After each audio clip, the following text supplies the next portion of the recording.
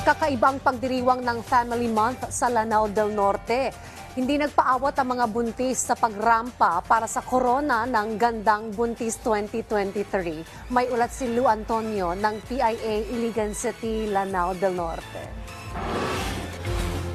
Nagpasiklaban ang 5 buntis na mula sa clustered municipalities ng Lanao del Norte para iuwi ang corona bilang Gandang Buntis La Norte 2023. Kasabay ng pagdiriwang ng Family Planning Month upang magbigay kaalaman sa publiko sa kahalagahan ng paggamit ng family planning methods. Nagpatalbugan ang mga buntis sa production number, summer wear, maternity dress at malong wear. Kinoronahan bilang Gandang Buntis 2023 si Rachel Buenaflor, ang naging pambato ng mga bayan ng Salvador, Nunungan, Lala, Kapatagan, Sapad at Sultan Naga de Maporo. Super blessed and happy. Happy kaayo kay tanang effort nako, nakuha na nako tanan. Like me nga nagpamilya planning galis nako nga mag-family planning para hatag na to tanang ang para sa mga anak then matiman na to og sakto. Binigyan din naman ng Health Department at Provincial Government ang kahalagahan ng family planning. With the family planning, we have to be practical now. Sa family planning, it's not only you want to have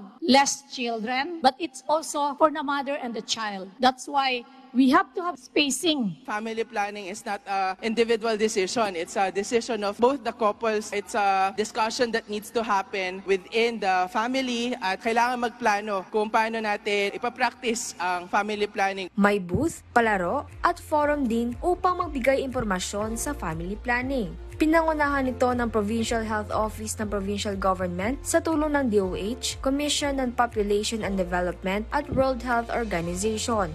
Lou Antonio ng PIA Iligan City, Lanao del Norte para sa Bayan.